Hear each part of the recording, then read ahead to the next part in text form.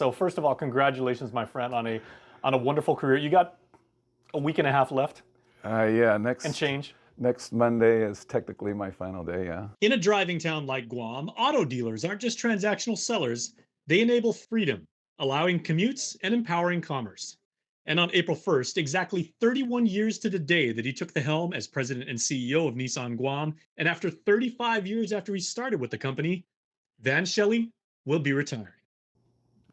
You establish rapport with customers, you hope that you have vehicles that are a design that attracts them, that are the size and features that attracts them, and then you can sell them on the value of investing with us for their transportation needs. I think that part hasn't really changed a whole lot. As an executive, philanthropist, and leader, his management thesis to staff over the course of his tenure is simple, effective, and unwavering. And I tell them, I said, look, I expect you to treat our customers first, last, and always. And at the same time, I understand that in order for you to really do that, I'm not so naive to think if the company doesn't treat you that way, that it's not going to work. And so I want you to know now that we're never going to think of ourselves as more important than your immediate family. We're not. We're never going to be as important as your religion. We're not.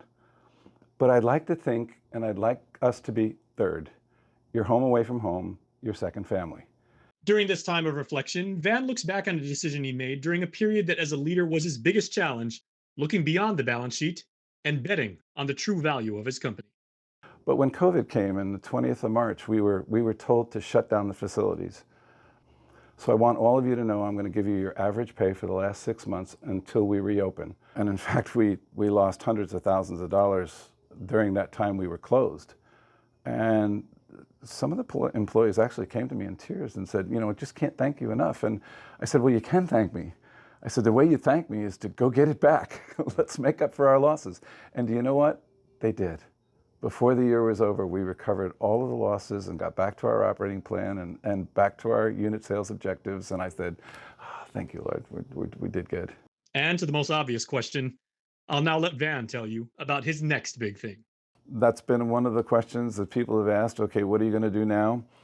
And if in fact I get my way, what I'd like to be doing is donating a majority of my time refurbishing and managing a Guam municipal golf course and reestablishing the Guam junior golf programs. And it's not the end of a career, it's the end of a phase. So congratulations, Van. And here's looking ahead at the success that you'll undoubtedly have in the next evolution. First and foremost, I served 10 years on the board of Sanctuary, and then junior golf. I mean, when my kids finally got an interest in playing golf, the last one is Nissan has conducted 6 years in a row, worldwide employee satisfaction surveys. Over 110,000 employees worldwide, all 6 years in a row. The #1 company with the highest rating from the employees, Nissan Guam.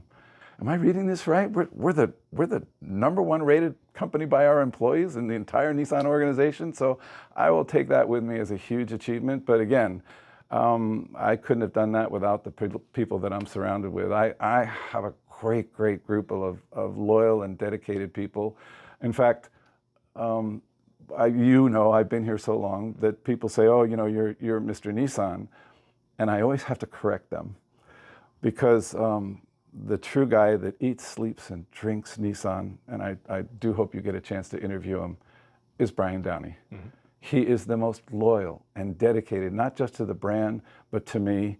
And he's just a blessing. I couldn't imagine as being as successful as we've been without him and just a number of other employees by my side the whole time.